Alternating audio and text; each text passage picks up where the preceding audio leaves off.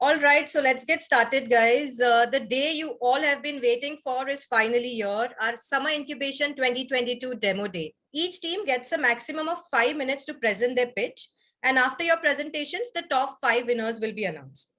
Also, before that, I'd request our director and co-founder, Madhu Agarwal, who's here with us today, to say a few words. Over to you, Madhu. Hi, everyone. Good morning.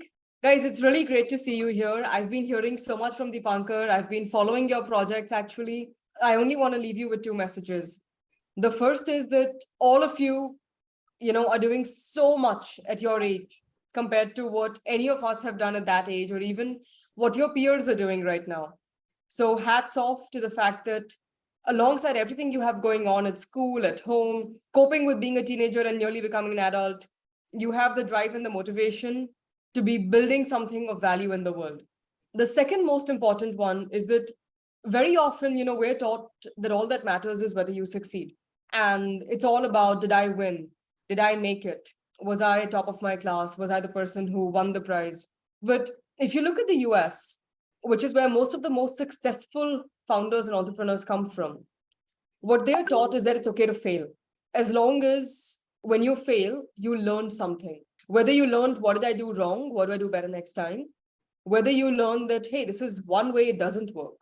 It just means there are 5 other things I haven't tried, and I'm going to try those to make it work. Keep in mind that being an entrepreneur is not about succeeding. It's a journey where you learn more about yourself, you evolve, your ideas and your business models evolve. And along the way, don't think of anything as a failure. Think of it as, there are things I have learned over here, and those learnings will help me build a better version for the next time. So those are my 2 bits that I wanted to say. Good luck. I'm really excited to see what you guys have built, and really excited to see who's going to win. Hello, everyone. My name is Varun, and I'm the founder and CEO of Wizard.org. With me on the call, I have Kaushal Patil, who is the COO. Hello, everyone. So diving right in, beginning with the problem that we're solving, the lack of support that empowers home businesses to digitally expand without large capital investment. There are 51 million MSMEs in India, and 68% of them have no online presence whatsoever. So there is clearly a problem here. Why does this problem exist? It's because of this vicious cycle that these MSMEs are stuck in of having no capital, but them wanting to have an online presence. 83% of them want to have a website, but 46% of them go ahead and look for professionals and freelancers that are extremely expensive. And then they're stuck in the cycle of lack of capital and they cannot digitalize. And now, why should we even solve this problem? MSMEs are literally the backbone of the country. They contribute 30% to India's GDP. And if we can get them online, it adds another 10% to the GDP of India. And these MSMEs, on average, if you digitalize them, their revenue grows 2x. And now, what's the solution that we are proposing? Our nonprofit organization, Wizard.org, has a range of initiatives that empowers these small businesses using no-code tools. So we take them through the impact funnel that you see on the left. All of these initiatives that we have fall into this impact funnel, beginning with informing these small businesses of tools they can use to digitalize and expand. And then further, we train them in the educate part. We train them on how they can actually use these tools to go ahead and digitalize. And lastly, we empower them. We make use of these tools to develop technologies like websites and chatbots using these tools.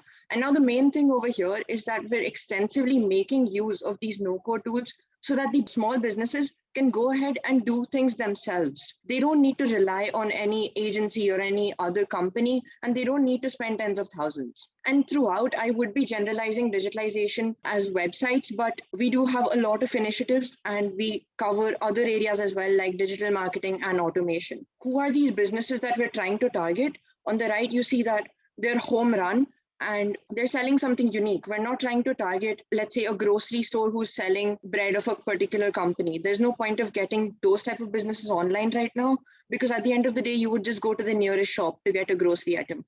And lastly, these type of businesses are running their business as a side income. It isn't their entire bread and butter. So this is who we're starting with right now. We would, of course, love to expand to other type of MSMEs in the future, because MSMEs is a very broad thing. And now talking about our numbers before and after the incubator program, before we had 20 plus volunteers and we had helped these small businesses save around 1 lakh. And now this number has almost doubled. We have 50 plus volunteers and we've helped these small businesses save 1.75 lakhs. Below that, you can see our website statistics. Our social and organic search grew 63% and 88% respectively. And this was because we got such a clear understanding of where we want to go and the content that we need to put out there. How were we able to achieve this growth throughout the incubator program? So before the incubator program, we were structured like this agency where we had different teams. One would be responsible for finding a small business to impact, and then the others would go ahead and impact the small business through our initiatives. And in addition to this, all these teams would also look after our own things, our own departments of running any organization. And because of this whole agency structure, we faced many roadblocks. Firstly, time. Multiple people helping one business owner was a very lengthy process. Even our objective, it was more like an agency, right? And these businesses weren't completely empowered to do stuff themselves. They would still come to us and ask for our help if they wanted to do something. And even impact was difficult to scale with this whole agency structure. And now this is how we are structured right now. We realized after the incubator program that a pivot was necessary, and this is how we're structured now. It's divided into two main parts, corporate and initiatives. Corporate is responsible for handling all your operations that are necessary in terms of hiring, marketing, all of that stuff.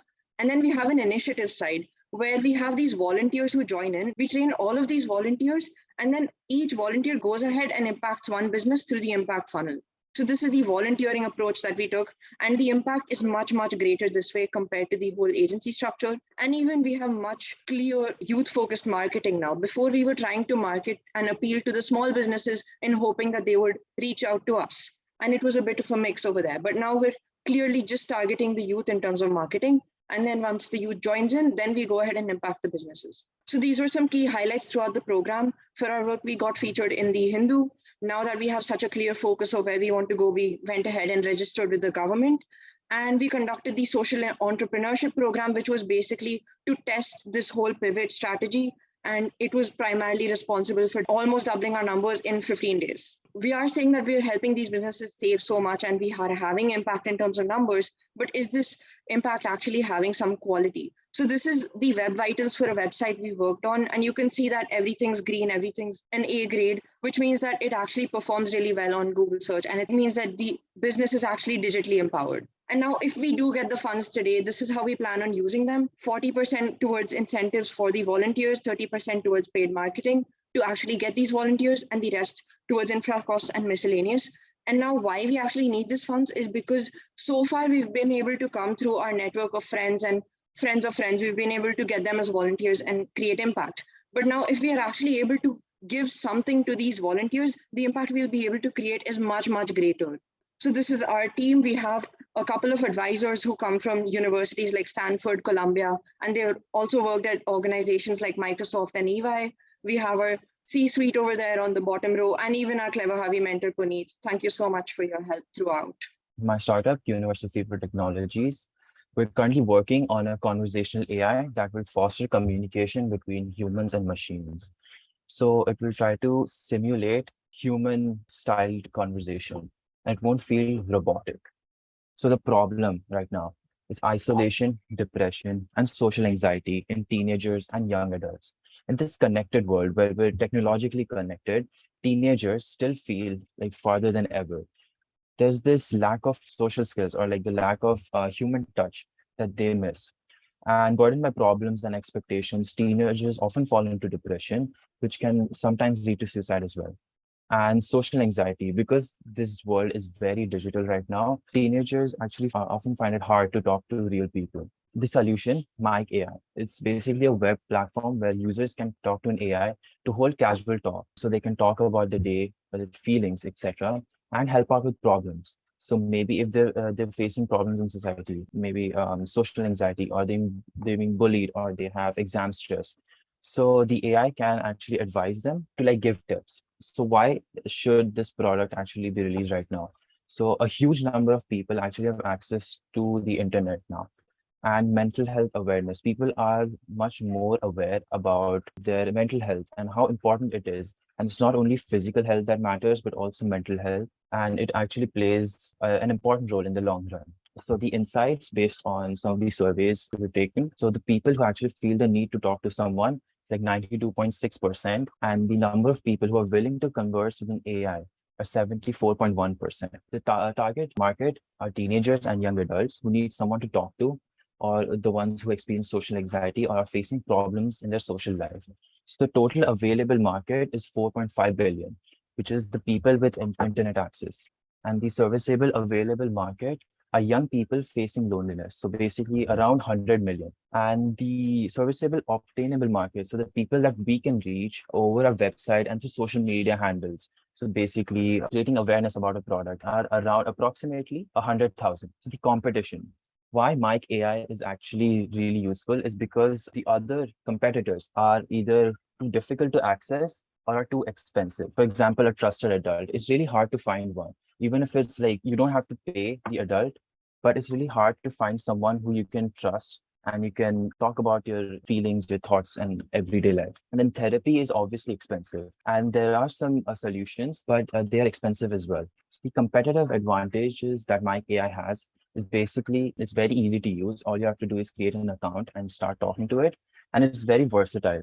As compared to a therapist who often specializes in some kind of scenario, Mike AI can adapt to multiple situations like casual talk, advising, or even ranting. So if you want to actually just rant about your feelings or your thoughts or anything, it can just stay there, listen, be there for you, and offer advice at time from time to time. And it's very accessible. So instead of scheduling an appointment with a therapist or someone, like waiting for the other person to get free, Mike is there for you.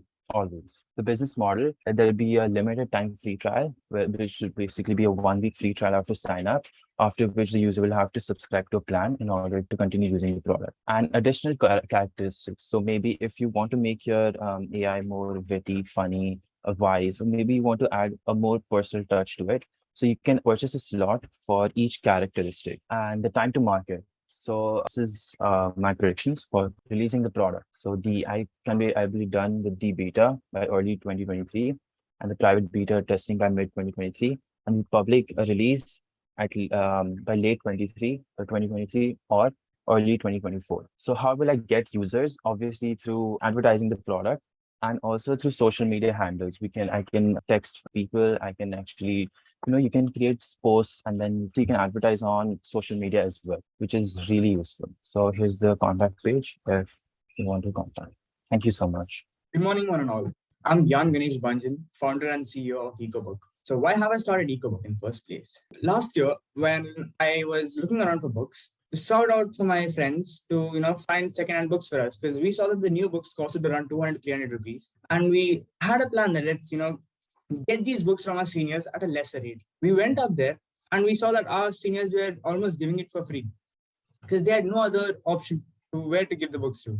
So what we did was we as friends, we straight away took the books from every senior we could, collected them, made a storage compartment in our homes itself, and then sold them to our batchmates. By doing this, we created a small informal business. We created something mischievous. We did something mischievous in our school, which some people call as business. And we thought, why not take this to a formal level? Thus, I and my friends came up with an idea called as EcoBook, which is economical books. What we do is we find this problem where people are not able to sell their books, create a platform in their particular school or college, and act as an exchange center for these books. It's our simple operation model. We find students, we ask them to sell their books to us, and then we give in return to them around 5 rupees with a certificate for them being beneficial to the school. And then we sell these books to other students who require them at just 10 rupees, making us India's most economical thrift store. Some of our loyal customers who even recommend other students or even buy a huge number of books from us are even awarded with non-fungible tokens that are handcrafted by us. So the questions arise, why do the students have to give their books only to us? Why not the other people? Now, these other people are our so-called competitors. Let's talk about our first competitor, rag stores. Rag stores pay around only 5 rupees per kg of books you give to. While at EcoBook, you get paid 5 rupees per book. So we have nullified our first competitor there. Second, thrift stores. Most of our centers are located in rural India because we are looking to empower rural India over here. Every thrift store you have to go to is far away from one location. There are a handful of thrift stores in rural India. So let's say a boy wants to sell his books. If he had 60 rupees worth books to sell, he would have to spend 150 rupees on transportation. And that's where he prefers to not sell the books at all. That is how we are able to buy these books from those students. Most of our accomplishments have happened after the Clever Harvey session itself. We had just started before that, and I can say that our mentor Puneet had helped us a lot in structuring ourselves as a business. Within just 2 months, we collaborated with around 4 schools, and we have set up 12 of our centers across these 4 schools already. Our work was recognized by the National Service Scheme of India for the way we were helping out the environment in this process. Since the books that were coming to us were being reused again and again. No new production of books were taking place, thus trees were getting saved too. Our work was even lauded by an MP and an MLA. So here's a picture of our team in progress. Most of our operations take place offline since we are working around with rural India where it's much of offline. At the right top, you'll find a picture of us being inaugurated by the National Service Scheme of India. These are the institutions we have collaborated with: Alwas, Katil, Maryville, and Pompey, respectively. So what are we looking through an investment? Whichever school or college we collaborate with, we provide them with marketing and storage facilities. We have to market ourselves over there. We need to provide our own storage compartments to those schools and colleges. Currently, we serve at almost around 9,000 students across these 4 schools. And by the end of this year, we are targeting to go around to a number of 15,000 to 20,000 students anywhere, which results to around 15 schools. To go here, we do need a huge investment. Not exactly huge investment, but an investment that seems promising to us where we could easily operate around all these schools without having the problem of funds. We also have planned a new way to recruit new candidates by having the concept of campus ambassadors, where students can voluntarily join us and represent as a head of their campus itself. So what's in future for Incubator? What are we trying to do? The only thing we're looking at is the Indian thrift store market. Today, if you go to Instagram and search #ThriftIndia, you're going to find 650,000 results. Despite such a huge search result, you're not going to find a thrift store brand anywhere. Thrift store brands do exist in America, but they have still not come to India yet. It is a hugely untapped market. And the results we see from social media on the youth of India's response to thrift stores is phenomenal. We can literally see the growth of thrift culture in India. This is a huge marketplace for rural India itself, where people would like to buy a product at a cheaper rate and then handcraft it themselves to make it better. Thrift stores sell various equipment such as clothing, stationery, furniture, etc. Now we over here are in the stationery compartment, and we look forward as developing ourselves as a company or merging with valuable companies and making a huge impact in the Indian market as a thrift store. Thank you so much for giving us this opportunity. You can contact us at the following. Thank you. Hi, I'm Ria. Hi, I'm Monisha. We'll be presenting our project Abhyasa. And to begin with, we have a small video from our team to explain in brief about what we do. This is a student-led nonprofit organization that endeavors to resolve archaic problems that still persist in the contemporary world. We aim to tackle issues such as caste discrimination, gender inequality, religious disparity among others, and inculcate a sense of awareness about the gross injustices that exist to this day. Abhyasa, we plan on implementing this by creating structured modules for students and teachers that would help them better understand the intricacies of resolving the problem at hand. Doing so would present a way for the stakeholders at hand to look at the issue in a simple manner and pave the path for coming up with solutions. To elaborate, we conduct monthly sessions with schools and their students about a different issue each month. And we not only aim to educate students about social issues, but we also try to understand their opinions and values through engaging discussions and activities, rather than just us speaking and them listening, while also trying to close the gap between our assumptions and the reality of what actually happens in the lives of students in rural areas. So now we'll be talking about our progress and journey throughout. The first step we took before joining the program was that, of course, we came up with the idea. We got a core team for foundation, and we also traveled to Andhra Pradesh to speak to the teachers and students over there. And we had 4 educational institutions in the town that we got them to agree to collaborate with us. So on this visit, we also conducted a survey on caste discrimination, which we believed would be very prominent considering it's a rural area. But after analyzing over 600 forms, we were pleasantly surprised to know that this was not the case. Another aim of ours is to clarify any misconceptions we have. So we created an Instagram page to reach out to our target audience, who are other teenagers and adults who have the same misunderstanding as us. And we also formed a team of volunteers who are helping us to create these posts and modules. As mentioned by Ria, we were surprised to know that caste discrimination is not as big of an issue as we all thought it was, but only a small proportion of students answered that they felt that caste discrimination was a reason why they lost opportunities. But it was mainly because of what they were informed by the older generations, perhaps their parents or grandparents, what they told them, but it's not because they've experienced it firsthand. Our MVP are the modules we make, and we've also made a website which we'll be sharing shortly. The next topic we decided to introduce was gender discrimination, and we've created another survey for this issue. I would like to thank our mentor, Mr. Puneet, who suggested we have qualitative and quantitative results when we tackle each of our issues. And he also advised us to call in experts for each session. Since we're a startup, he told us about the importance of having a planned schedule, which played a very vital role for us. And he also told us about creating a syllabus to ensure that our program was continued even if we weren't available. All these suggestions helped us make our organization what we are today. Our final slide is about our goals. The first one is reaching all educational institutions in Kovur, which is the town we started in. So it has like maximum 10 educational institutions, and we're already collaborating with 4 of them currently. The next goal would be to develop sponsors and build funds. So as our mentor suggested, we need to bring special speakers for our visits, and to cover their expenses would require funds, for which if we got the incubation fund, then that would be our first step towards the goal. The next one is to expand our team. We currently have volunteers in Hyderabad, and we also have volunteers from each of the schools we visited where the students were really eager to help us. But of course, we don't want to limit it to just this. We want to expand our team.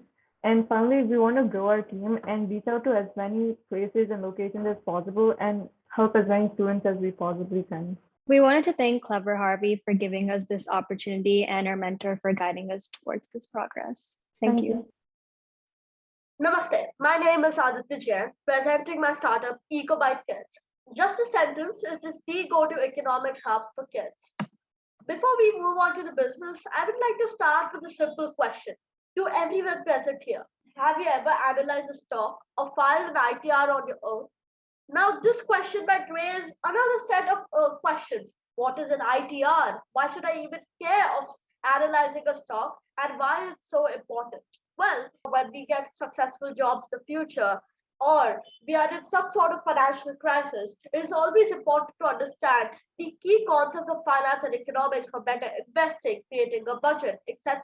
It is also known as financial literacy. It is about honing these financial skills at a small age itself. So, presenting you my startup. Ecobyte Kids is an online multi-service platform for financial literacy. We are a weekly financial literacy newsletter for kids.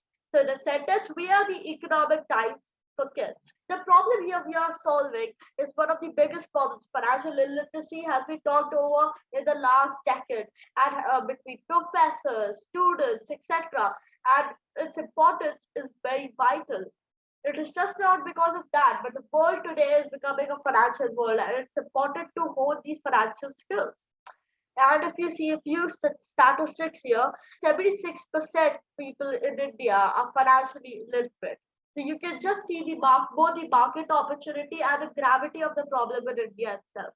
People here do not understand simple terms like emergency fund and living on a paycheck to paycheck. That is what the difference of development in India and different countries are, just because of the root problem of financial illiteracy. Well, we formed a 3-tier problem, a 3-tier solution. Firstly, it being hassle-free. And why it being hassle-free? We have a simple motto at Ecobyte Kids that the user should not search for the content, but the content should itself come to the user. And that is why we created absolutely digital, easy to find, and easy to subscribe for the newsletters. Secondly, it's all about being graphical. Studies have shown that the age group we are focusing on learns better through animated videos, photos rather than raw content.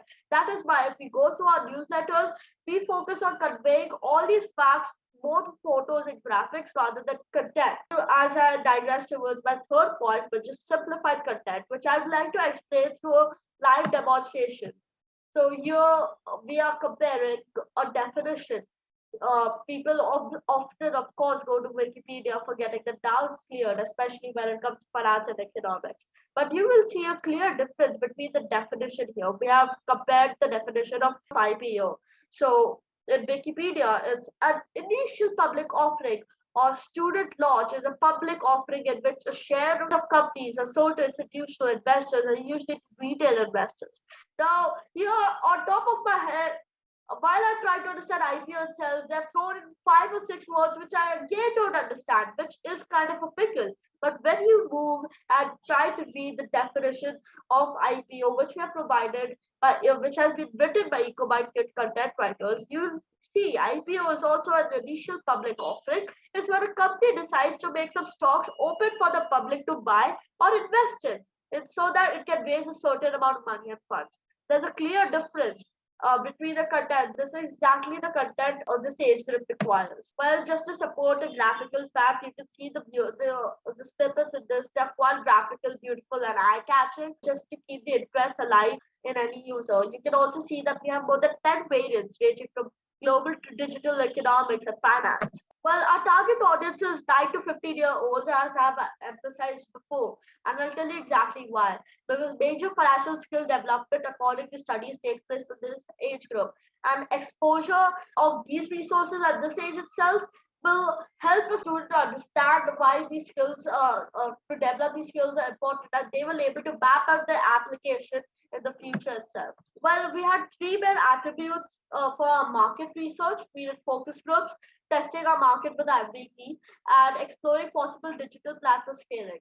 Well, this middle one is the most important. We did a 6-month market test with our MVP and for getting an invaluable customer feedback so that we can base our content and graphic paradigm on the same. And of course, after getting valuable data, we understood that it is a good time to scale, and that is exactly what we did at this incubation of launching our paid subscriber model, exploring digital plans, and scaling. Well, here's a simple competitive analysis. If you see the Indian financial literacy market, there are 2 main attributes.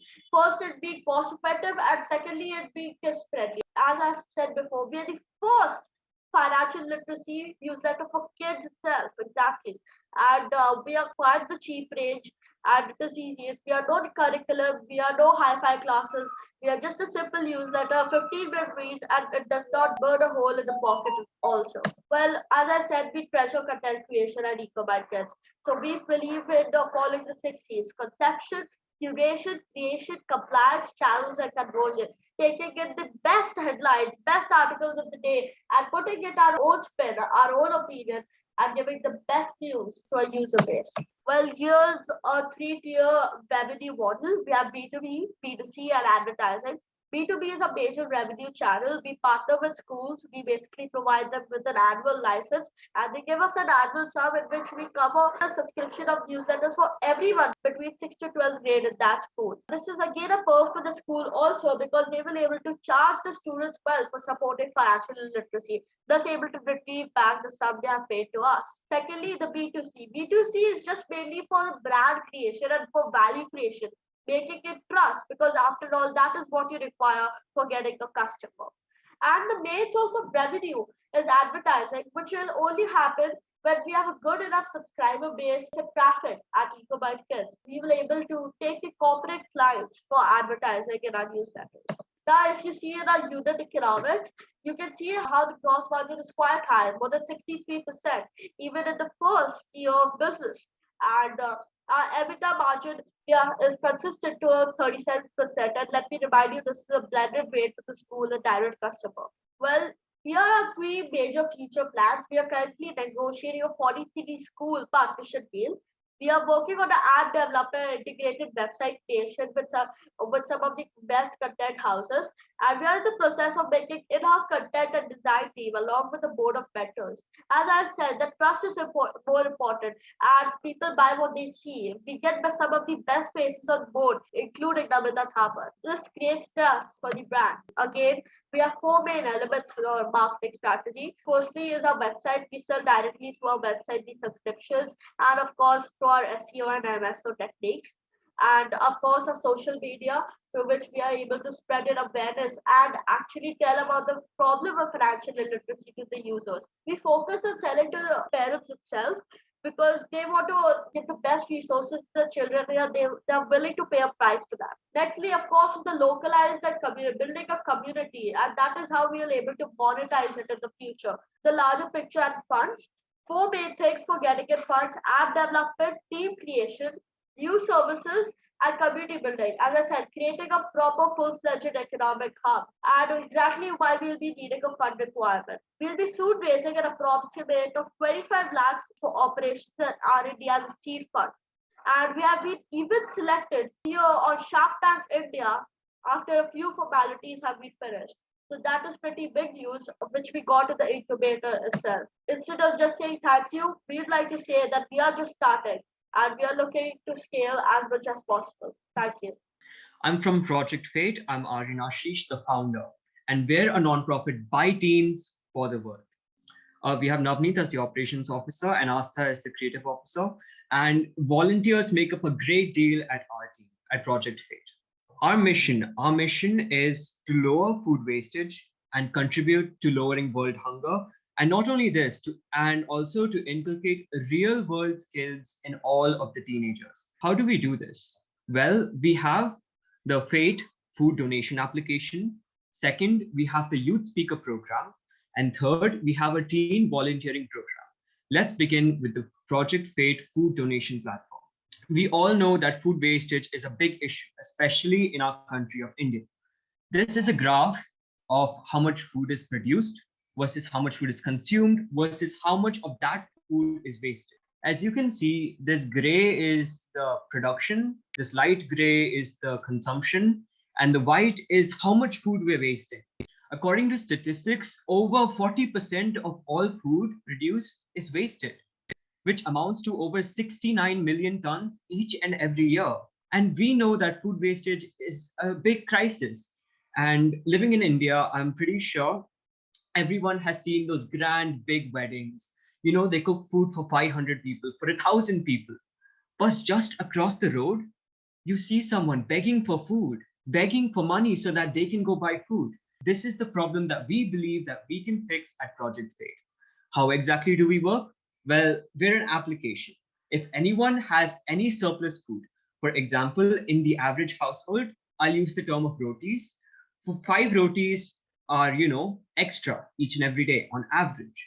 And in my apartment complex alone, there are 1,000 houses.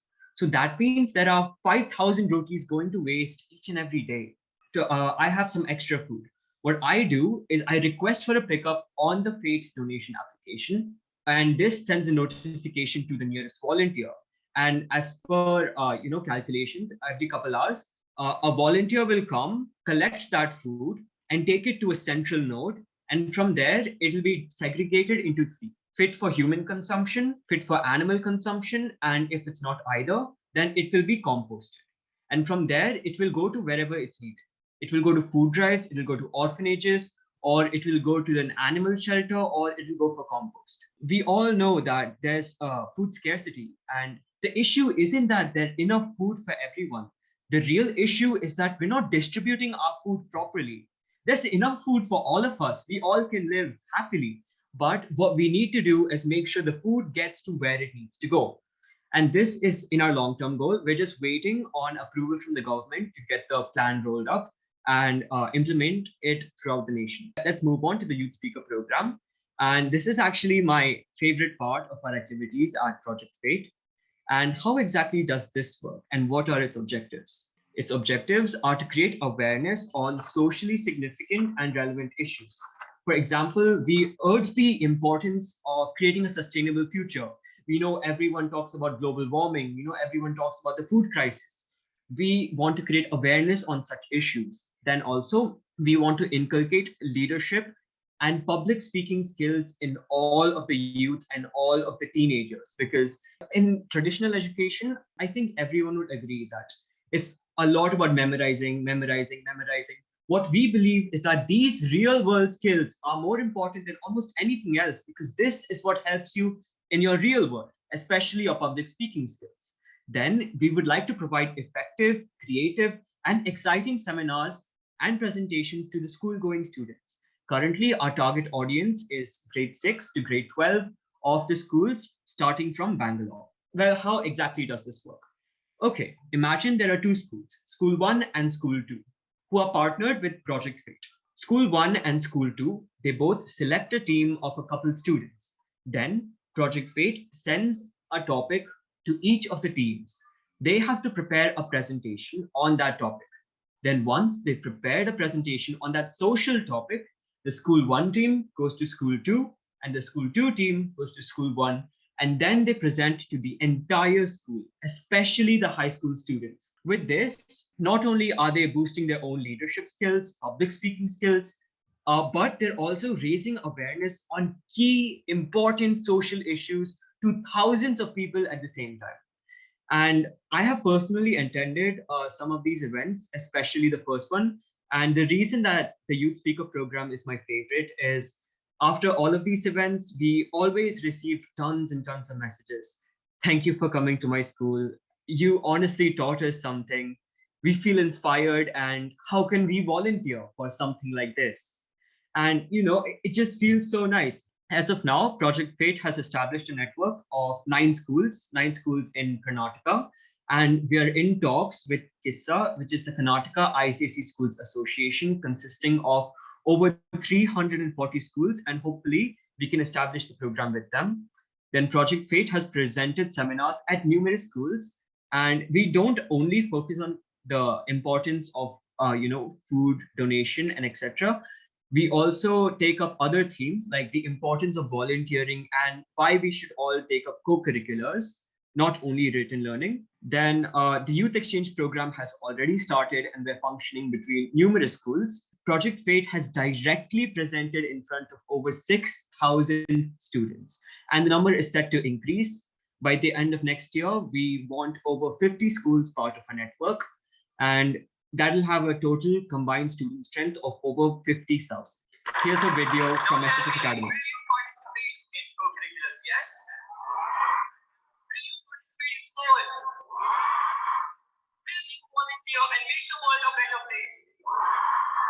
That was the presentation by Project Fate at SFS Academy. The presentation was about how academics is obviously important, but maybe we should focus on extracurriculars and co-curriculars and building up our real life skills as well. And at this presentation, we had a couple guest speakers, including my dear friend, Sneha N. Shastri, who is the Karnataka state topper of the ISC board, along with Mr. Ashwajit, who is the topper at one of the SFS branches in the CBSE board. Next, we have a video of a presentation at Christ Academy, Bangalore, ICSE and CBSE. If the population of India is say 1 million, then and if 1% is 50 kg of food per year, then 50 billion tons. Not 50 billion tons. That is a very smart. We have a smart one in the audience. Let's take a look at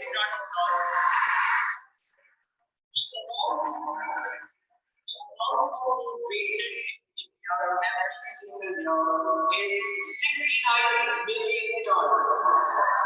This is wasted in one place, one school.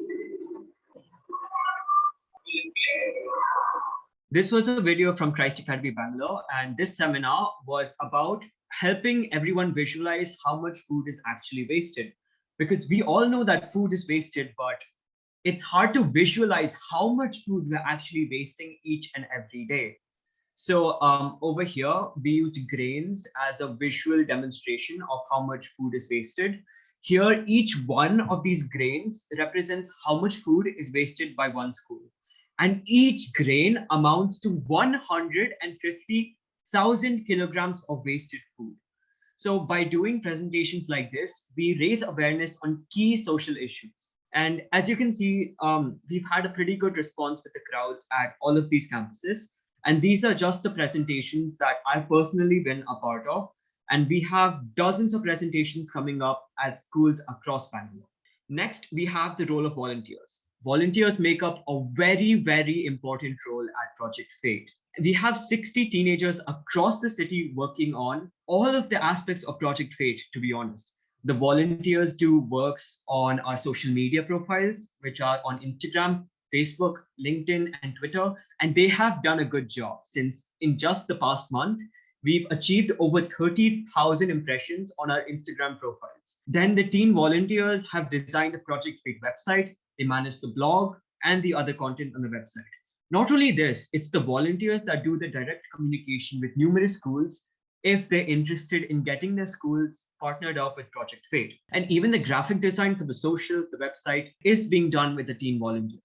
And we haven't started this yet, but coming up soon, we will have Project Fate brand merchandise just to stabilize the financial part of our nonprofit. And the design for that has already been started by the teenage volunteers of Project Fate. But why teen volunteers? Why do we take them? The reason we take teen volunteers is because we want to inculcate real world skills in the people so that they're prepared for all of the activities that will take place once they're in the real world. Teen volunteers, we know, make up a powerful and efficient team and getting work done. And we also want to give teenagers a platform to work on their own skills, and not only a little bit, but on the entire arsenal of skills, such as speaking, graphic design, blog writing, website management, social media management, and so much more. Honestly, Project Fate would not be possible at its current scale without teenage volunteers. Currently, all the programs of Project Fate are limited to Bangalore, but we look forward to expanding to other cities and who knows, maybe even other countries in the near future. How will a grant from Clever Harvey help us? If we're lucky enough to win the prize, then the grants will help us maintain the youth speaker program, making it accessible to thousands and thousands of students from all strata of society. We run the youth speaker program completely free of cost for all of the budget schools. And another reason why the youth speaker program is my personal favorite aspect of Project Fate is because we get these messages. We were inspired by Project Fate, the messages of Project Fate. And what I personally believe in is we present to thousands and thousands of students. But even if we inspire just a few, just a handful of people, that's more than enough, because these people will go on to make a greater change in the world, which is something I firmly believe. Then we will use the resources to make the food donation platform a reality across the nation.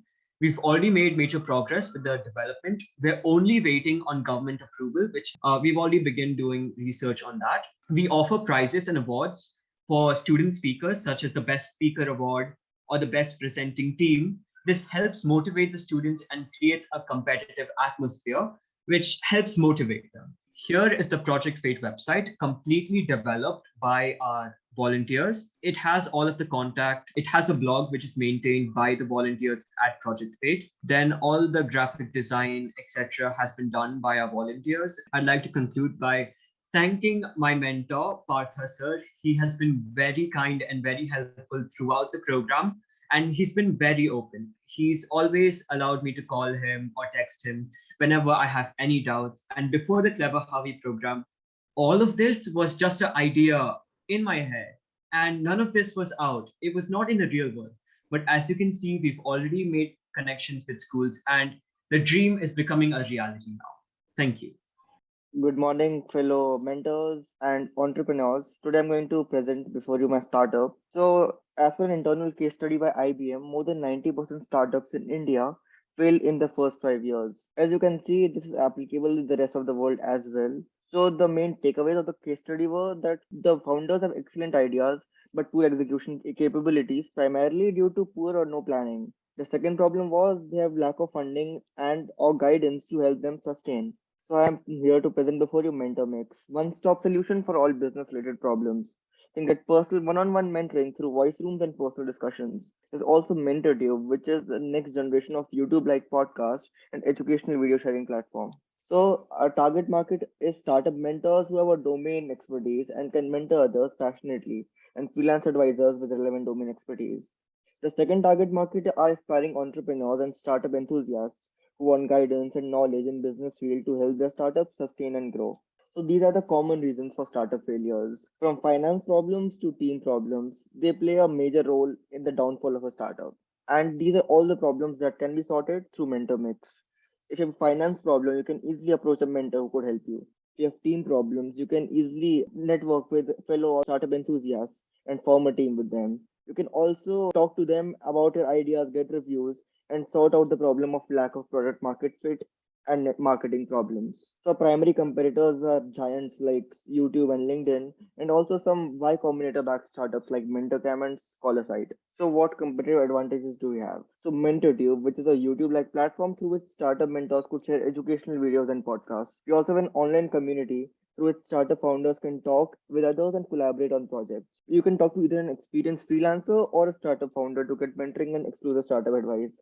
Invite only offer for startup mentors ensure that the best possible mentors are available for the next generation of entrepreneurs. Also, one of the key advantages that we have is that we have all of this in one app. However, if you look at YouTube or LinkedIn, they only solve one part of the problem. So we also have a cheap 3-tier subscription for personal mentoring. You can just pay less and get your one-time queries resolved by getting a video call response from mentors. Or you can talk to the mentors through exclusive voice rooms and through small cohorts for a slightly higher fee. Or for personal one-on-one discussions, you can get a Discord server set up where you can have recurring meetings and calls. So we follow a B2B and B2C revenue models. Pre-recorded videos and podcasts would be monetized by showing the users ads. A part of the revenue earned would be shared with the mentors as well. A part of the money earned through subscription would be given to the mentors, the rest of it would be kept with us for expansion and profit. So this is the YouTube sort of revenue generation model. And we will also incur minimal marketing costs through word of mouth marketing and social media marketing, which would be our main focus. Furthermore, referral plans and other methods will also be used. So we would primarily be using social media marketing and word of mouth marketing along with various incentives like referral programs and discounts. Also, startup mentors who create videos and podcasts will be able to share with their audience. This would indirectly market our platform as well. So this is the MVP which I was able to design with the help of Clever Harvey Incubation. This is the login page. So you can see the membership portal, the voice room portal, the membership page, and the MentorTube, which is the educational video sharing platform. So here you can access a list of mentors which are there on the platform. Once you click on them, their profile opens up. Here you can get more information regarding their experience, their university, their area of expertise, and directly book a one-time call, cohort calls, or recurring meetings with them based on different membership tier. This is the voice chat area to help you connect with like-minded people. So you can get fundraising advice, you can do AMAs, webinars to raise more awareness about your own startup. Finally, this is the MentorTube. It is a unique video sharing and live streaming platform where you will be able to do live streams, share short videos on educational content, and talk to others. So this is the roadmap which we have. We currently have 50 registrations and are in talk with 11 mentors. The MVP launch is scheduled for later this August, and we would be improving the product further as per the reviews given by the beta testers, followed by the virtual launch event later in this year. Also, we were able to do various webinars and awareness programs in different schools and through online mode as well. And we were able to get a brilliant response with over 15,000 people listening to us. So if we are lucky enough to get funds, this is how we would allocate it. It would go to MVP development, social media marketing, hiring interns, and managing the MVP through server and backend. Thank you. Hi everybody, I'm Simon Sharma, 16 years old founder at Youth Grow Youth. To keep my intro very short, I'm a high school student who is working super hard to back those Ivy Leagues. Well, I got so academically oriented that I forgot just how important extracurriculars are for my profile. But now that I figured that out, I really had to get started. But there were a couple of problems that I was facing. One of which being I did not know where to start. I certainly knew I had to look for extracurriculars, but where? Who? What do I do? Who do I reach out to? I knew nothing. I could definitely go on to Google and look for a handful of these opportunities. I could search for volunteering, internships, etc. I know, but it's been tried and tested that most of these opportunities don't even guarantee strengthening my application. I did not have a platform, let even access to enough like-minded students my age who are working on building a profile. I had my parents around me, of course. I had my other friends who are wanting to apply outside, but that's it. My circle was limited. But on the other hand, I wanted more inputs. I wanted more people to be able to discuss how my applications are going, how everything is going in terms of my applications, if I'm facing issues, if things are going well. That wasn't happening, and that definitely was creating a hindrance in just my entire experience. While exploring these problems, I also realized that there's an ample amount of students coming from the vulnerable sections who are not given access to even half the opportunities that we are given. Something had to be done about this. So from my own pain points, from my own personal problems, grew Youth Grow Youth. Youth Grow Youth became the starting point for students, for them to explore opportunities on a global scale, be it in forms of internships, volunteering, finding more access to mentorships, giving more access to these students to attend volunteering fairs in their personalized interest. Next is us trying to become a more community-oriented organization, which I believe is also our MVP, because even though there are so many organizations who are working on the very same mission, what really stands us out is this community that we're trying to build. Because, of course, you mustn't have seen a lot of these organizations who are actually practically trying to build a community, and that is something we are trying to do.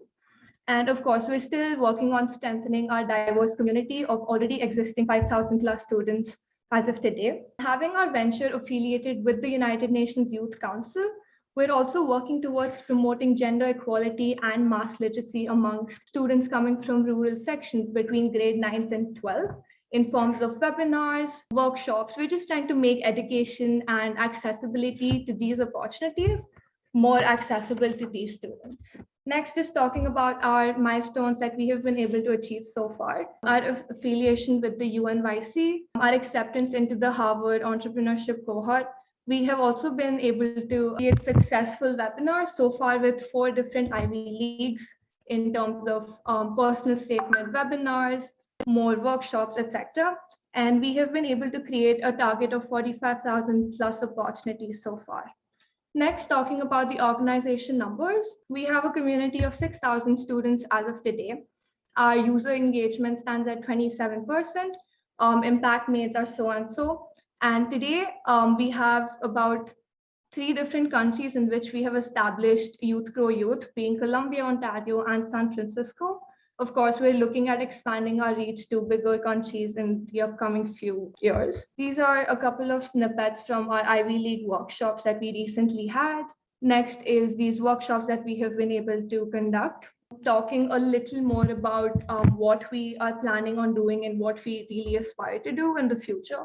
First, work on the R&D team. So here we're trying to understand the pain points of high school students. Of course, not just students who are wanting to study abroad, but also for students who are just general about wanting to explore the real life world in general. This will help students in 2 different ways. Firstly, helping them understand themselves better, helping them understand what they want to do in life, and of course, just helping them develop skills that later can be monetized. Second is building a functioning site. Impact for these students. Let's say if they're interested in business, photography, fashion, we want to help them in those specific fields. Next is, of course, more networking. We're wanting to explore more companies, more organizations, conduct more programs with universities, etc. Next is our prototype model. We're also planning on prototyping with the funded money, if we get, on smaller handful set of people so that we can understand in depth if these opportunities that we are trying to provide to them are actually helping them go somewhere, or just understand the entire process a little more in depth. Next is our program progress so far. Our engagement has grown about 5% throughout our program with Clever Harvey and our mentor. Next, we've been able to develop a stronger, a much more appealing MVP, which of course is our Discord. Next is our improvised program. So we have been able to delve a little more in depth into our programs. We have been able to cater more volunteering fairs, conduct more mentorship programs, more bi-weekly programs for these students. Next is our acceptance into the League of Innovators program, which is a national virtual accelerator program, a charity mobilizer for youth entrepreneurs conducted by the Canadian government. This is our team. And just to add on, we also have Aryan Kishore, who recently joined our team as a co-founder, who was also part of the last year's Incubator program and was a winner. That's been it. Thank you so much. I'm Toshani Puri, 16 years old. I am the founder of We Are Accelerating, Gen Z's success by two main goals. We are creating a platform of our own and we're helping form new leaders. We're also working towards where achievers can mentor the aspirants. And in this way, we can help form new leaders again. This is a platform where everybody of my age or maybe a couple of years older, we come together, we learn together, we teach each other, and then this is a pool of talent from where the correct people come and find us. So leaders or recruiters, this is a platform that we all need. I think I won't call it a LinkedIn.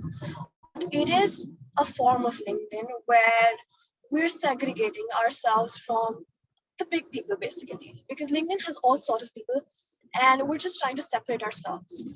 Talking about Clever Harvey has helped us immensely. We started off with about 150 members, and now we are touching 650. So it's been a tremendous growth. Thank you so much to Bankur sir and Partha sir. Talking about the website, I think the main highlight of these past 8 years would be that I've been able to get Gig Club from theory or something on a piece of paper to something that is fully operational right now. We are also working towards getting more members by hosting events. We've had an event about how to study in the US. We are working towards having another one about how to study in Germany. I'll show you guys the website. So this is the website of Git Club. When you log in, this is what you see. Everybody can engage here, post whatever they feel like. Then we have the events. The events that we've had and the upcoming events would be uploaded here. We have different clubs. We have NMS, which is my school. So we have a separate club for my school. We have study in the US plus financial aid. We have digital marketing. We have study in Germany, mental well-being, and the Young Achievers Club. We also have job opportunities. We have data entry backend, social media and content manager, and we have a couple more. Then we also have quizzes and we have Gig Store. So all in all, it's not LinkedIn, but it's a mix of all social media platforms, as you can say. You can come here, engage, learn from each other, teach each other, and get recognition. If you have a particular skill set, then I think the right people who need to figure out who they want, I think this is the platform where they can come and get the right people. Good morning, the esteemed jury and my fellow counterparts. This is my Startup Vectors publication. In simple words, we help deserving writers publish their book through our various services. So let's take a look at the problems which led us to the idea. Problem one, firstly, publishing a book for anyone just feels like a mammoth of a task, and people don't really know how books are published. Problem number two, which people face, is lack of hybrid solutions of publishing books. Problem number three, authors end up exhausting their funds and just earn a scanty of royalties to the books published. So there are two main types of publishing in the world right now, which is traditional publishing and self-publishing. Traditional publishing is when you hire an agent and the agent helps you sign a publishing deal with one of the big four companies like Penguin, Oxford, and all those companies. But it isn't very simple as that. There is no real assurance that your book would get published. You have lower royalty fees for each book sold, and you have very less creative control on your book, which is mostly determined by the company you're publishing with. The second publishing method is self-publishing, which is very popular in today's world. Self-publishing is a tedious process where the author has to do everything from like designing to proofreading. There are a lot of upfront costs like hiring a designer, a publicist, an illustrator, and even buying an ISBN for that matter. All the workload is basically on the author. So he has to focus more on the other things than just writing the book. So that's where Vectors publication comes in. We are a hybrid alternate to publish books. We combine both traditional publishing and self-publishing. This is what we do. We help our writers from a very premature stages when we sign the book to the large ones like publishing the book and distributing them. We nurture the writers with everything an author would want. We have illustrators who design the lovely covers for the books. We have instrumental editors and proofreaders who would make sure that there's not a single error in the reader's experience. We distribute to massive conglomerates around the world like Amazon, Barnes& Noble, Walmart in the US and Canada, and Flipkart in India. We provide all the copyrights to the author. We retain none of them. So we do not charge a mammoth of a price for a writer so that literally anyone could publish their book with us. So this is the diagrammatic representation. Vector's publication falls right in between of the pros of traditional publishing and self-publishing so that you get the best of both worlds. Our business model is pretty simple. As soon as we get a request from a writer to publish their books with us, we take a minimal upfront payment, which facilitates all our charges like the designer, illustrator, and the ISBN. And 75% of the royalties each book earns is directly paid to the writers. So only 25% of it is retained due to taxes and taxes being paid to India and the US because our printing is in the US. We have published 8 books in the span of the incubator. We have a few achievements listed. We are part of the Amazon Hot New Book releases. 3 of our books have made it into the list during the time of publication. 2 of our authors have been provided with Google Knowledge Panels for their excellent work in writing. Barnes & Noble, if you guys know, is a very esteemed bookseller in the US and Canada. They have a very tedious selection process, and one of our most recent book actually made it to Barnes & Noble in the States and Canada. We're also working with a few NGOs to deliver STEM handbooks, which is for the underprivileged girls in the rural setting. These books will be published and designed by us. That's it from me. I will be awaiting a positive response from the jury. Thank you.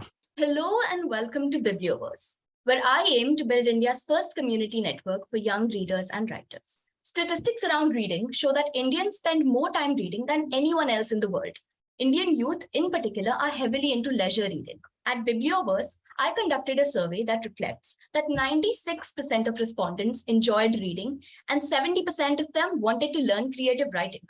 90% respondents also said that they did not know of any existing reading writing community, but would love to be a part of one. Hi, my name is Anushka Sapnas. I am a grade 11 student from Delhi. I'm a published author, a world record holding poet, a regular speaker at literature festivals, and a voracious reader. Biblioverse, aside from me, also has a team of volunteers for digital marketing and content creation. So what is the problem at hand? Despite having a huge readership for the country, there's no dedicated community network for book lovers. There's lack of a single accessible platform where young readers and aspiring writers can connect, learn, and share, and a lack of engaging activities and learning resources. Let's come to what Biblioverse offers. Biblioverse is a one-stop community for young readers and writers across India to network, share, and learn together. It will be accessible to people through a website as well as a mobile app. Some of our features are a chat room to discuss books and authors, create fandoms, a blog, author interviews, creative writing courses, book reviews and recommendations, writing tips and tricks, contests and activities, an annual literature festival, among other things. Biblioverse has the potential to become India's first comprehensive community platform for young readers and writers. In the absence of Biblioverse today, what are the alternatives? There are many, as you can see, but they're all scattered and incomplete. From Google to Instagram to Udemy, Teachable, Goodreads, everybody contributes to this larger agenda, but only partially. Biblioverse thus has a first mover advantage with our website and app that consolidates all these features. The value we bring to our customers is summarized here. Our customers want a community, a platform to connect with others, peer learning opportunities, and engaging activities. We provide a solution to all these pains and much more. Now, my customer is Indian youth in the age group of 13 to 25 years, living in metros, tier 1 and 2 cities with a computer or smartphone access. In particular, Biblioverse will target young readers, aspiring writers, and parents of children and teenagers. We currently have more than 800 members as part of our family. I've also prepared a detailed business model inspired by the Lean Canvas. This captures various aspects of my business, including customer segments, value proposition, channels, revenue model, and much more. This is Biblioverse on a page. I'm also happy to share my progress in the past few months in the Clever Harvey Incubator. First, I finalized my business idea. I walked in here with a vague thought in my head, and now it's developed a lot. I conducted customer interviews to validate my assumptions and assess market reception to my idea. This also led me to make adjustments to my business plan. I also learned from extensive research and some failed offerings what my customers really needed. I also assessed my existing resources and bandwidth and made adjustments to my business plan. I identified revenue streams and understood that I can most efficiently function under a freemium model. I articulated my value proposition for my target customer segments and initiated work on creating brand presence through a logo, website, and social media pages. I identified collaborators and developed a social media content strategy. I've also scripted 2 courses on creative writing, which will be a part of my website and app, and obtained positive response from 5 collaborators for content. Over the years, I've developed a strong network of authors, publishers, and literature festival organizers, all of whom I will reach out to for collaborations with Bibliovers. For funding, I need funding mainly for 3 things: website development, app development, and marketing and advertising. I currently have angel funding of about 50,000 rupees, but I need more to make my business even better. This is the website that I have created using Wix. Here is the login page. Welcome. When you go to our navigation bar, you can see what we're all about, our history. You move down, you can get to know me better. I'm Anushka Sabnas. There's a gallery of the activities I have done, of the interviews I've done, and some more that you can read. We then have our blog, which you can't access unless you sign up. We also have Interflash, which are our flash interviews under 10 minutes, Learniverse, the 2 writing courses, chat room, and our contact page. And for everything, you need to log in first. I hope after this presentation, a lot of you will go to the website www.bibliovers.in and sign up to expand my community further. Thank you. I'm Jivan and this is my startup Hub Story. What we are seeing in Hub Story is the problem I encountered is very unusual of what I have seen. Very small businesses, like 90% people worldwide are like small businesses. They do not have any support. And 50% people are in employment, whereas 40% are in market share. So nowadays, small business need like social media advertising. Like they need to post more images for their reference, for telling that, hey, there is a company which I have, check it out. As a small business, they will not have money to invest in the marketing because they will be particularly facing over to the development, and they will not have the right people to focus on creating few creative images to do this.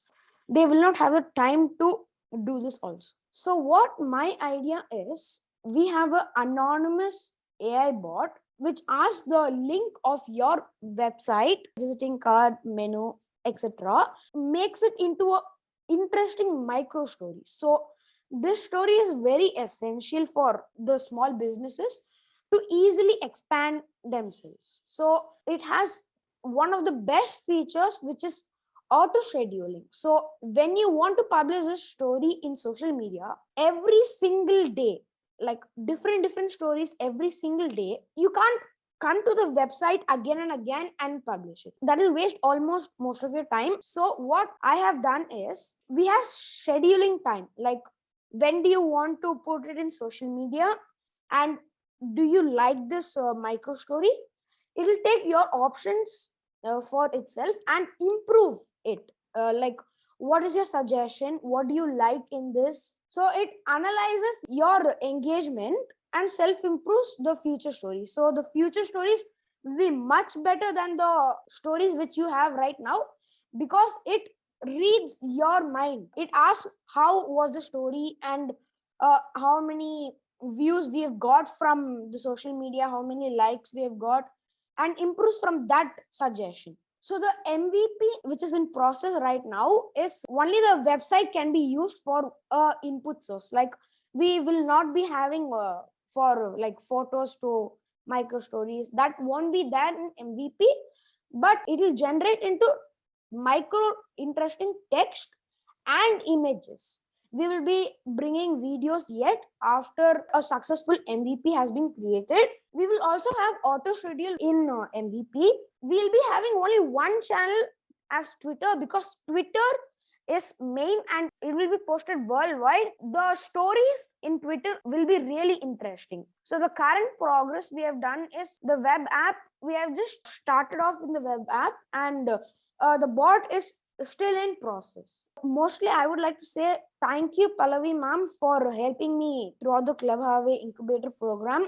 It was really helpful to have a teacher like you, and thank you for giving me this opportunity throughout the 2 months. Thank you. Before I share my presentation, props to Clever Harvey.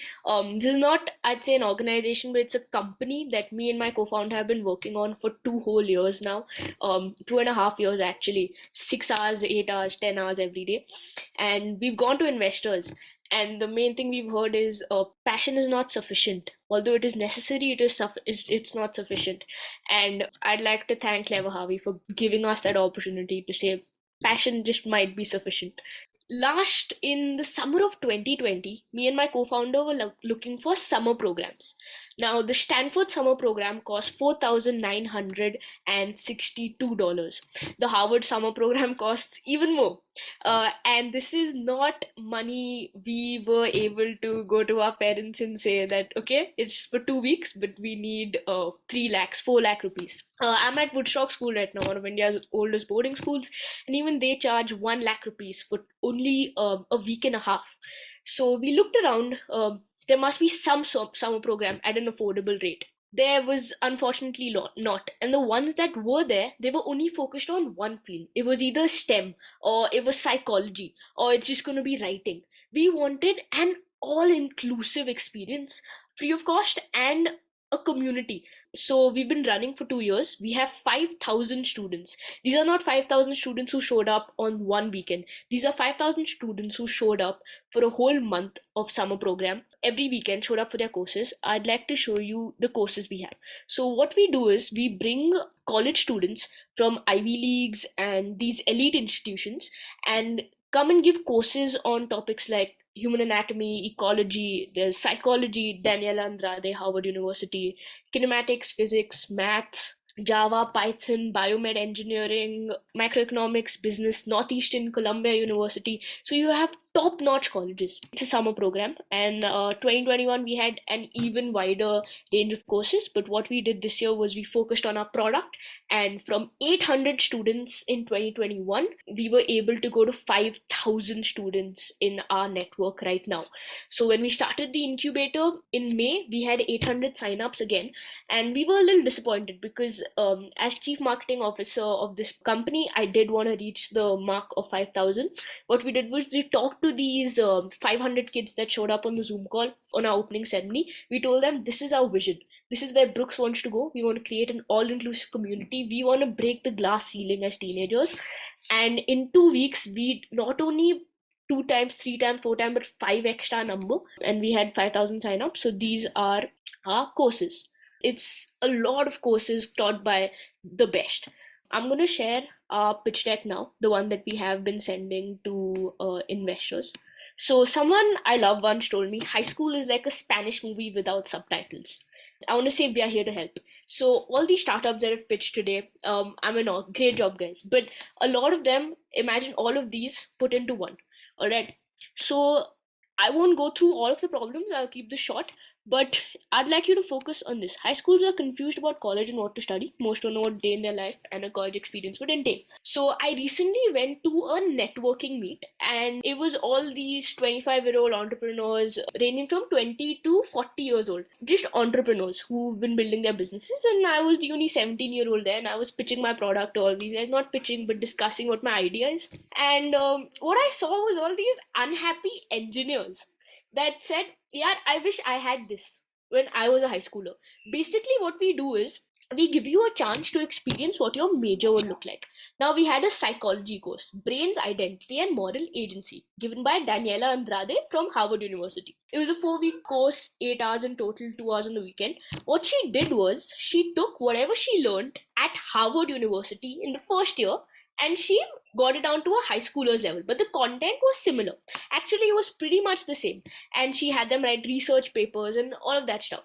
Now, what kids learned was psychology is not only why am I happy today, why am I sad today. Psychology has the ethical part, the legal part, all these things that you will have to study. And at the end of it, a lot of them were like, okay, maybe psychology isn't for me. Now, when I was in the 9th grade, I was very confused about what I want to major in. This is something that I wish I had So which is something why we've built this, that a chance to explore your majors. So you can take a Python course along with a psych course. There are no limitations. We had kids taking up to 4 courses, taking, a business course, a physics course, a bio course. And what we do is, so on the weekends, we have these academic courses. This always runs from mid-June to mid-July. We had it run in 2021. We had it run in 2022. So we have these courses on the weekends. What we do on the weekdays is, on the Mondays, we have socials. I'll just show you the countries we've been able to avail. But I'm not that great at geography. So there were all these countries like Kosovo, which I've never heard of, where we had kids sign up from. So we had kids sign up from 30 plus countries, and we wanted to capitalize on that. So what we did was, we had socials every single Monday, where we had hundreds of kids join the Zoom call, go into breakout rooms, and make friends from all over the world. But a lot of these kids were able to meet, identify problems, say, this is what it is, form organizations of their own, find video game partners, study buddies, all of that sort of stuff. If everyone here on the call has been keeping up with the Indian startup scene, we have seen that at this time last year, what we're seeing in funding is, we've seen a 90% dip in 2022. But what they do say is, it is the time for bootstrapped and profitable startups to actually come across.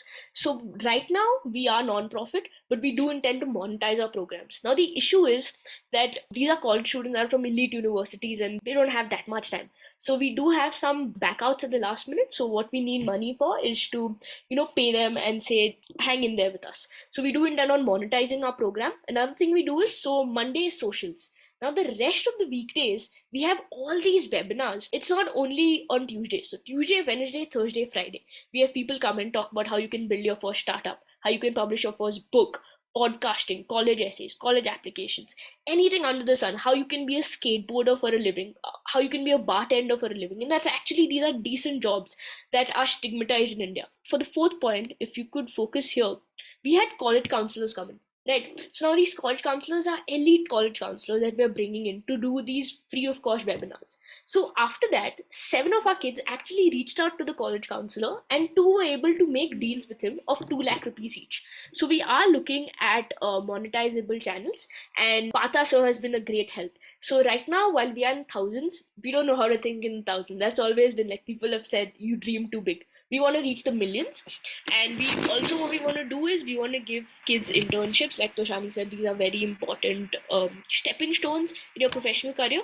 So we do want to market ourselves as a company that will provide you interns that can help Gen Z, your brand basically, because I was actually the head content writer at BlueLearn, an edtech startup that has raised $500,000.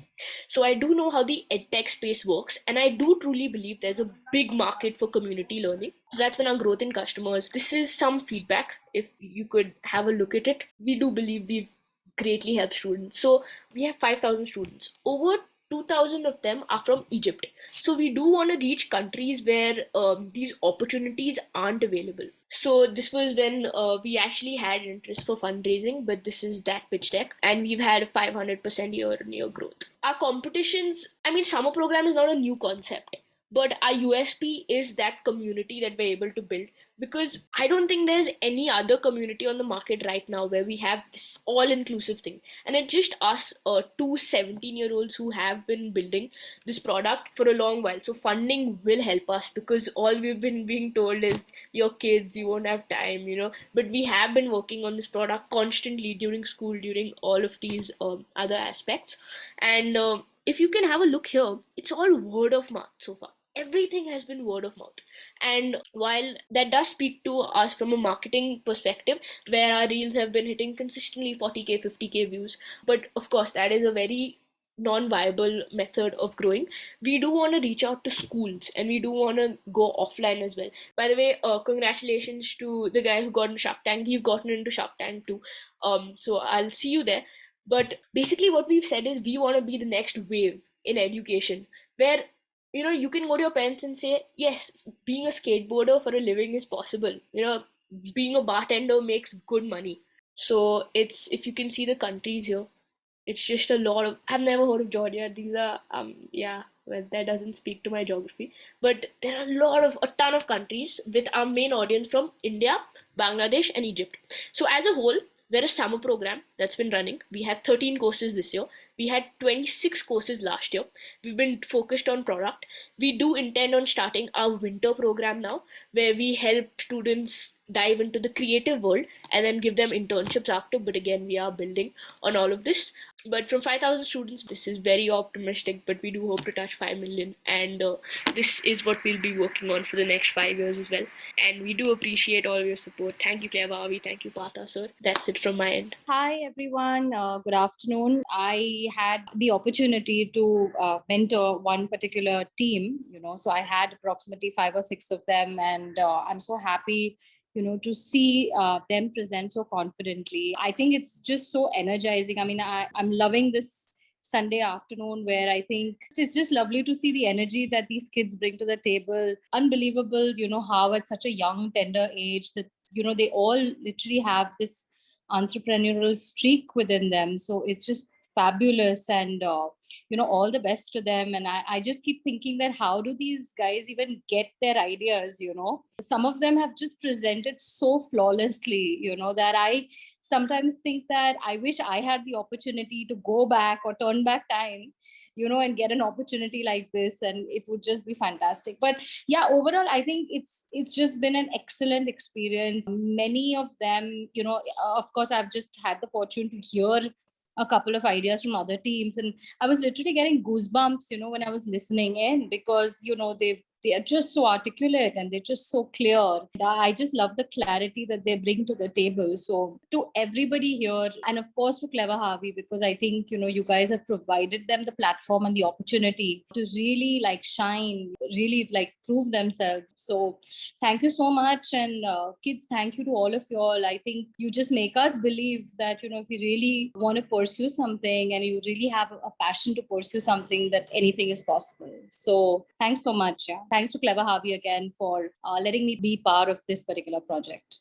Hi. So my thoughts are in line with Anuri. I do believe that this program's been wonderful for me and for the kids, of course.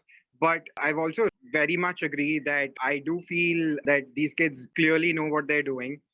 We were not like that when we were that age. I genuinely think that the future of this country is going to be something else if we've got kids like these. Agree that the clarity that they bring, thought process is brilliant. And I'm glad Clever Harvey started this program, provided an opportunity, because otherwise we wouldn't know that people within this age bracket are also pursuing entrepreneurial dreams and have ideas. You'd always expect a 24-year-old to start up. But the fact that it's come down to somebody in age standard who's starting up is brilliant. So thank you for this opportunity. I'm glad I could attend a few pitch decks. We had our own demo day, and just all the best to everyone. And thank you once again. It's been great fun working with all of you over the last few weeks. It was a great opportunity for me to learn more about your ideas and work with all of you, help you refine your pitch, your product, and eventually build something which customers will love. Now, the biggest mistake that entrepreneurs make is that instead of focusing on the problem, they focus on the solution. So they spend too much money, write a lot of code, and spend a lot of time in building a product, but eventually they realize that it's not something which the customer wants. Right? So the solution to this is, whenever you have an idea or you want to pursue a business, you must first go to the customer and understand what their pain point is, what their problem is, how big the problem is, how expensive is the problem, how frequent is the problem, right? And how large is the problem, right? So once you get this feedback, you want to use this feedback and build something called an MVP, or a minimum viable product, which is basically the basic set of features which the customer needs to fulfill a particular objective. Once you build the MVP, you want to go back to the customer, show them the product, get their feedback, learn from the process, and then keep on improving your product. So now I'd request Dipankar to announce the winners. Dipankar, over to you. Thank you, Pallavi. Thank you, everyone, for the wonderful session which we had just now. So this is the moment which you all have been waiting for. So I won't waste much of your time, because you are here to listen for the winners. So we at Clever Harvey are very proud of what you guys have achieved at such a young age. And these 10 weeks have been an absolute pleasure for us to work with you guys. So the growth is phenomenal, just phenomenal. So just before announcing the winners, let me tell you that you all present here are eligible to get the DigitalOcean and Wix $1,000 credits. along with the Wix 1-year subscription of their business VIP product, where you can host your e-commerce business. And also every one of you present here will receive a digital certificate of participation from Clever Harvey. Now, let me tell you that it's very difficult for us to choose the top 5 winners. As you guys have yourself seen, like all the startups present here are awesome, simply awesome. But unfortunately or fortunately, I have to select top 5 winners and the startups which will get the 25K grant from Clever Harvey. Here is it. So the first startup is wizard.org, Varun Arora. Congratulations. The second is Gyan Ganesh Banjan from EcoBook. Third is Anand Mane from Vector Publications. Fourth is Aryan Ashish from Project Fate.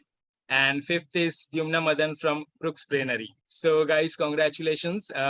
You are the top 5 winners of this awesome incubation program which we had. Our team will reach out to you and will arrange the grant and everything. What to say? I have one more winner. Like, the person is not a winner, but we will give them an award for just the innovation which they have done. So we have decided to award Toshani Puri for the best innovative concept startup award. So she will get a trophy from us. So congratulations, everyone. I hope you guys had a wonderful time over here with us. Thank you, guys.